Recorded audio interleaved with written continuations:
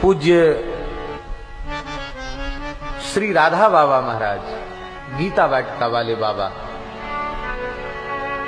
उच्च कोटि के महात्मा थे। पहले श्री चक्रधर स्वामी के नाम से वो प्रसिद्ध थे और वेदांत के प्रकांड विद्वान, अद्वैत वेदांत के बहुत उत्तम कोटि के विद्वान,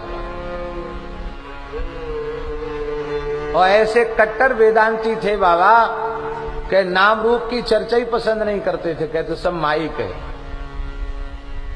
माइक है, मिथ्या है, ऐसा कहते हैं।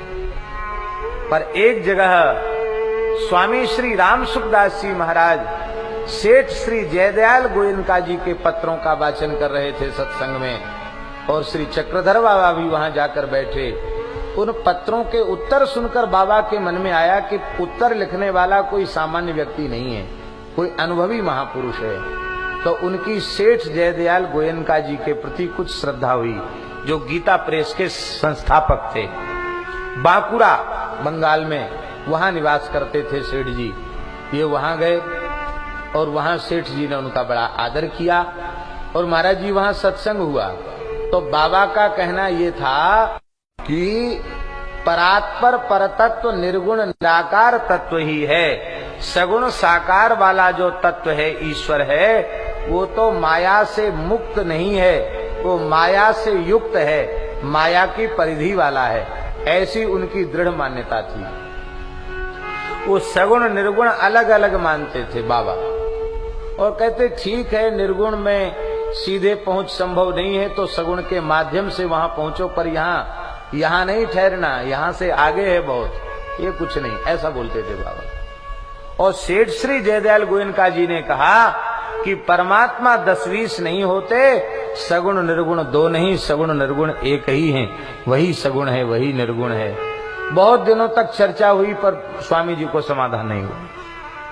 हमने तो यहां तक सुना है कि सेठ जी ने कहा कि स्वामी जी अभी आपने भगवान के मंगलमय स्वरूप को देखा नहीं है, इसलिए आपको ऐसा लगता है कि माइक है।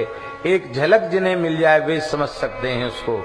और सेठ जी ने भगवान से प्रार्थना की और स्वामी जी को भगवान के चतुर्भुज स्वरूप की झलक मिली। पर ऐसे कट्टर वेदांती बोले जो भी नाम रूप है सब माया से युक्त है, चाहे जितना बढ़िया रूप है तो माया, ऐसे।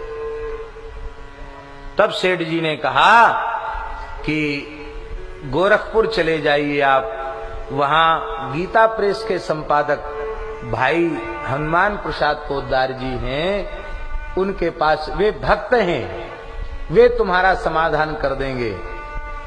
तो श्री नारायण भैया कहते थे कि स्वामी जी बोले हम किसी उद्धार पोद्दार को नहीं जानते हैं, आप समाधान कीजिए हमारा। नहीं, आप वहां जाइए। आग्रह किया, टिकट करा दिया, क्योंकि बाबा पैसा छूते नहीं थे। तो गीता वाटिका पहुंचे, वहां कीर्तन हो रहा था अखंड।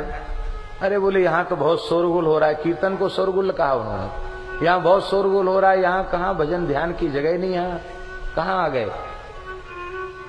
श्री हनुमान प्रसाद पोद्दार जी आए और उन्होंने स्वामी जी के चरणों में सिर रखकर विधिवत प्रणाम किया, और प्रणाम करके कहा कि मुझे बहुत आवश्यक कार्य से वाराणसी जाना है, हम वाराणसी आज जाएंगे, कल रुकेंगे, परसों हम आ जाएंगे, तीसरे दिन, तब तक आपकी हम व्यवस्था करते हैं। बोले यहाँ बहुत शोरगोल हो रहा है, एकांत में व्यवस्था कीजिए। तो आज भी वो जगह है महाराज जी, इमली के वृक्ष के नीचे एक पर्णकुटी में बाबा को रखा गया। उस दिन शरद पूर्णिमा थी। आज भाई जी ने उनके चरणों का स्पर्श किया। ऐसे प्रेमी भक्त का स्पर्श का ये परिणाम हुआ कि उसी रात्रि को बाबा ध्यान में बैठ करके और प्रणव का जप कर रहे थे। ध्यान की अवस्था में प्रणव का जप कर रहे थे, ध्यान में डूबे हुए थे, और उसी समय बड़ी मधुर ध्वनि से महामंत्र का कीर्तन हो रहा था। धीरे धीरे बाबा को मुरली की ध्वनि सुनाई पड़ी और बाबा अत्यंत विह्वलता बाबा में बढ़ गई।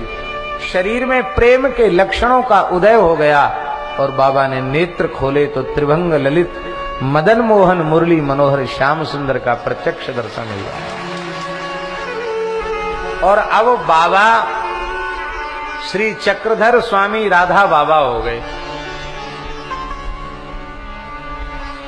यह बात स्वयं राधा बाबा ने स्वीकार की कि परम भागवत श्री हनुमान प्रसाद पोद्दारी जी ने जो स्पर्श किया उसका ये परिणाम हुआ कि इस शुष्क हृदय में भी प्रेम का अवतरण हो गया। भक्त के स्पर्श की महिमा है। भक्त चाहे सिर छू ले, वो चाहे पैर छू ले, और चाहे प्रेम से स्पर्श कर दे तो, और थोड़ा सा खींच के स्पर्श कर दे तो भी कल्याणकारी है भक्त का स्पर्श।